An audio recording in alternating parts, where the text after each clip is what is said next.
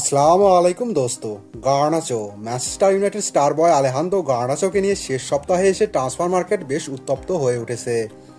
বলা যায় একরকম বিডিং ওয়ারে নাপোলিকে হারিয়ে গার্নাচোকে দলে ভেজাচ্ছে চেলসি।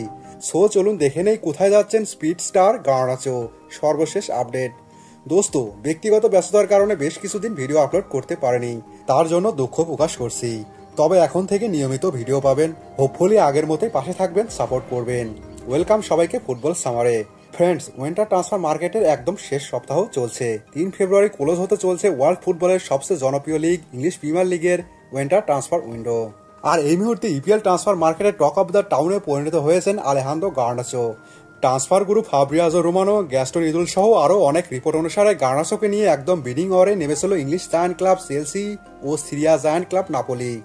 রিপোর্টগুলো অনুসারে গার্নাচোকে পেতে নাপোলি এগিয়েছিল, কিন্তু গতকাল ম্যানচেস্টার ইউনাইটেড ম্যাচের পূর্বে হঠাৎ করে পাশার দান পাল্টে যায়। স্কাই স্পোর্টস, বিবিসি সহ আরও অনেক গণমাধ্যম রিপোর্ট করে নাপোলি নয় বরং চেলসি গার্নাচোকে পেতে ফ্রন্ট রানার। এরপর ট্রান্সফার গ্রুপ ফাব্রিয়াজো রোমানো শেষ 5 ঘন্টায় অন্তত 6টা পোস্টে গার্নাচোর আপডেট দিয়েছেন। এমনকি রোমানোর মতে গার্নাচো ম্যাচ শেষে ওল্ড ট্রাফোর্ডকে ধন্যবাদ জানিয়েছেন। গার্নাচো হয়তো জানে তার আর ম্যানচেস্টার ইউনাইটেডে থাকা হবে না, আর এ সময় গ্যালারি থেকে গার্নাচো গার্নাচো আওয়াজ ভেসে আসছিল। একটা ইমোশনাল ভাইব তৈরি হয়। এটা নিয়ে Viva Garnacho ringing Old Trafford লিখে টুইট করেন Manchester United legend Rio Ferdinand.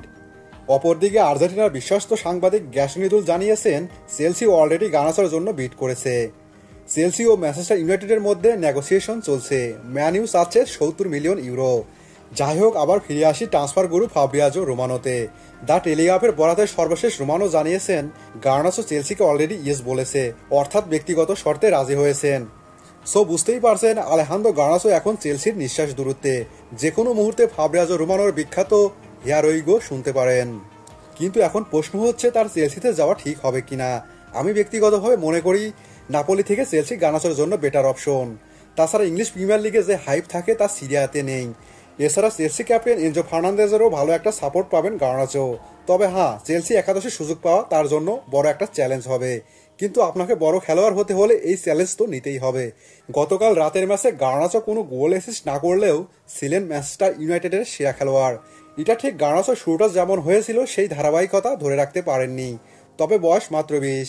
আমি মনে করি গার্নাচোর বড় তারকা হয়ে ওঠার সম্ভাবনা এখনো ফুরিয়ে যায়নি। হয়তো চেলসি হয়ে উঠতে পারে তার লাইফ লাইন। আপনি কি মনে করেন? কোথায় চান গার্নাচোকে? কমেন্ট বক্সে জানান। সাবস্ক্রাইব, লাইক, ফলো দিয়ে সাথে থাকবেন। ধন্যবাদ সবাইকে।